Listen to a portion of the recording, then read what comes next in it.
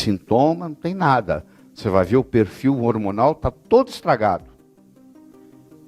Não tem sintomatologia. Isso aqui vai ficar um tempo assim, ó. E o SHBG nos homens é em torno de 30, menos de 30. O tiro pode sair pela culatra, porque ao invés dela produzir testosterona, ela produz estrona. A estrona vai no homem virar estradiol, que não é bom. Parte cerebral dele, para funcionar bem, precisa de estrogênio. Existe um papel do estrogênio no corpo do homem, tá bom? Não é simplesmente acabar com isso. Não pode. E transforma em testosterona, tá? A hipófise produz o folículo estimulante, que no homem ativa as células de Sertoli e que produz a espermatogênese. Se eu tenho um nível de inflamação alto nas minhas artérias, por exemplo, eu vou oxidar, eu vou modificar o LDL. Se eu estou procurando tratá-la antes dela ter sintoma, como é que eu vou dizer que a clínica é soberana? Não tem clínica ainda. Está na parte funcional ainda, não chegou na sintomatologia ainda. Na saliva você vai medir estrógenos, você vai medir progesterona, você vai medir testosterona, você vai medir cortisol, você vai medir DEA. Ele foi para 2,5 em menos de um ano, também é suspeito.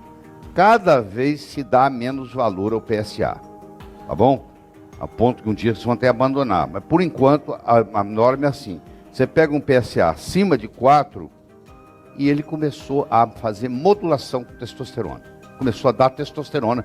Testosterona bioidêntica existe desde 1940, para você ter uma ideia. Ele começou a dar testosterona e os pacientes começaram a melhorar. Então, como é que você sabe que esse paciente não tem câncer de próstata? Se eu fosse você, parava com isso. A dutasterida, que inibe a 5-alfa-resultado 1 e 2, enquanto que a finasterida só inibe o 2, e vai chegar uma hora que você vai dizer, quer dizer que testosterona é usada para tratar câncer de próstata? É tratado para fazer prevenção de câncer de próstata? Agora eu estou me referindo à testosterona bioidêntica. Isso aqui é criação minha também, bolei esse sistema, bolei o sistema de cores, bolei essa classificação. Isso não tem na literatura, isso eu que criei para facilitar o trabalho da gente aqui. Então eu tenho, que vai incluir o DEA, o cortisol, a relação DEA-cortisol, a androstenediona, tratamento, eliminar adoçantes com exceção da estevita, cozinhar com óleo de coco, reduzir carboidratos, ashwagandha, porque ele tem lá aquele déficit DEA, cortisol. A progesterona dele tem que estar 45, é o que você tem que pensar, 30% para cada lado. Então vamos supor, eu apliquei a minha testosterona agora, escuta, eu apliquei ela agora. Eu só posso começar, e agora é 10 horas da noite. 3.000 aqui, e lá no sangue ainda não chegou no número ideal. E nem vai chegar, porque para chegar lá tem que saturar as hemácias todas. Aí o cara já está intoxicado. Então não serve você fazer acompanhamento de modulação hormonal no sangue. Você tem que ir para a saliva. Quando o cortisol está alto, equilibrar a testosterona ajuda na adrenal.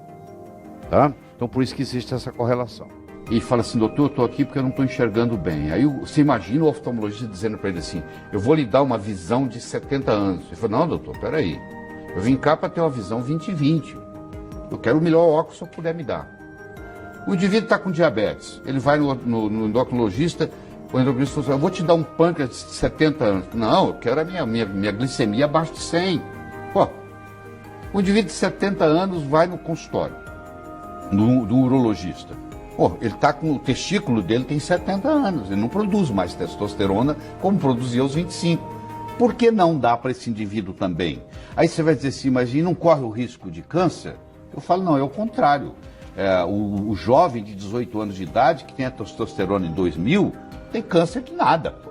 É à medida que você vai perdendo os hormônios, que você vai desenvolvendo câncer. Só que eles desenvolveram uma série de hormônios, Guilherme, que não são hormônios, que causam câncer. Que no caso, por exemplo, vamos dizer, a metiltestosterona. Então, como a metiltestosterona causa câncer, o médico pensa que a testosterona causa câncer. Papagaio come milho e periquito leva fama. Eu faço testosterona em mim mesmo há 14 anos. Eu comecei aos 52, vou fazer 67 anos de idade. Eu vou só fazer um adendo, que eu e meu filho vamos à academia depois do dia a dia e tal, a gente vai para uma academia e vamos mudar o nosso dia a dia. Depois do teu programa, eu tive 2 pessoas assim que me pegaram na porta da academia. Sabe, pô, tava assistindo tal, pô, adoro o Laíro, comprei livros e tal. Cara, eu vejo esse cara há 15 anos, ele continua igual. Mas não tem segredo. É a parte nutricional, que infelizmente não dá tempo aqui para ele estar discutindo, é a parte hormonal, entendeu? E é a atividade física. É uma combinação. Se pergunta assim, qual que é a perna mais importante de um tamborete de 3 pernas? O que é mais importante? A atividade física é importante, a parte nutricional é importante, a parte hormonal é importante. Quando você combina as 3 coisas, você consegue fazer o que eu chamo de envelhecer sem ficar velho. Porque envelhecer, Miguel, todos nós vamos envelhecer. A alternativa é morrer antes. Agora, ficar velho, parar de escutar, parar de enxergar, perder autonomia, perder controle esficteriano, esquecer o nome do filho, isso é opcional. Ou seja, as doenças relacionadas com a idade hoje são opcionais. Só tem quem quer. Um brasileiro hoje de 65 anos de idade toma, em média, 6 remédios por dia. Remédios. Ou seja, é doente. É uma pessoa já doente. Ele vai levar, às vezes, 15, 20 anos para morrer. Mas ele já está doente. Então eu digo que modulação hormonal. Por que se fala modulação hormonal? Porque, na realidade, não é reposição, que é uma coisa antiga, obsoleta. Reposição era assim, faltava um hormônio, aliás, eles nem sabiam se faltava, porque não media nada na época, e também não valia a pena medir, porque o que dá não muda o que está lá, entendeu? Então, uma mulher, por exemplo, está na menopausa, está com estrogênio baixo, não adianta medir que ela está baixo, no caso da reposição, porque o que ia repor não ia mudar o estrogênio dela. Então a reposição, você olhava um hormônio e dava. A modulação, você primeiro equilibra como se fosse uma orquestra. Não adianta consertar só aquele violino que está desafinado. Você tem que trabalhar em grupo. É a tireoide trabalhando com pâncreas, trabalhando com adrenal, trabalhando com ovário, né? E assim por diante. É o equilíbrio, são os vários hormônios. E não é oral, você não faz isso pela boca, porque os hormônios esteroidais, eles não devem ser administrados pela boca, porque quando eles passam no fígado, eles mudam a característica e vai cair no sangue metabólitos, às vezes indesejáveis. Então, fazer transdérmico faz uma diferença enorme. Então, essa combinação de usar vários hormônios, de fazer via transdérmica, de medi-los antes e depois e ver como que o ajuste é feito, isso recebeu o nome de modulação em vez de reposição. E uma coisa interessante, né, é o que a gente sempre te escuta falar e que muita gente acha que não existe, que é o bioidêntico. Sim. Né? Aliás, o bioidêntico surgiu antes do não bioidêntico. Porque... Colega, posso perguntar o que é o bioidêntico? Pode, sim. Bioidêntico é o seguinte, é algo que é exatamente igual àquilo que você tem no corpo. Então, se eu tenho uma progesterona, que é igualzinha que o seu ovário fabrica, essa progesterona é chamada bioidêntica. Ela foi descoberta em 1940. Para você fazer o não bioidêntico, que é o que você encontra comum aí, você tem que ter o bioidêntico, porque existe uma lei mundial que diz assim, não se pode patentear nada que a natureza fabrique. Então, para uma empresa lançar um similar, a empresa tem que provar que esse não é bioidêntico. Então, os bioidênticos surgiram primeiro, para depois surgir os não bioidênticos.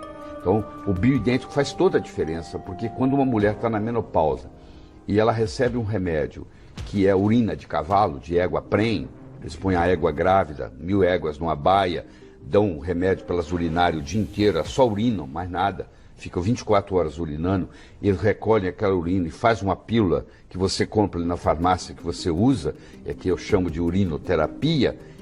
Tem 11 metabólitos quando você toma aquela pílula, que não pertence ao corpo humano, que pertence a cavalo. Então aquilo entra no receptor do hormônio e fica lá agarrado. Trata a sintomatologia da mulher, mas ela engorda, ela envelhece mais rápido, ela perde a libido, ela vem a ter secura vaginal, etc, etc, etc, etc. O bioidêntico é exatamente o contrário. Você mede, vê que está deficiente, e hoje se faz principalmente na saliva, o melhor jeito, e você então substitui aquilo numa dosagem apropriada para atingir um nível salivar, que é o nível do tecido, e é como se fosse um ato de mágica, porque a melhora é absurda. Eu digo para o médico, quando você começa a trabalhar com esse tipo de medicina, você vai se sentir muito mais orgulhoso de ser médico, porque o paciente vai dizer para você, doutor, eu nunca melhorei tanto na minha vida, muito obrigado. Você recebe agradecimentos e a sua clientela aumenta, porque não existe nada melhor do que o boca a boca, não é verdade?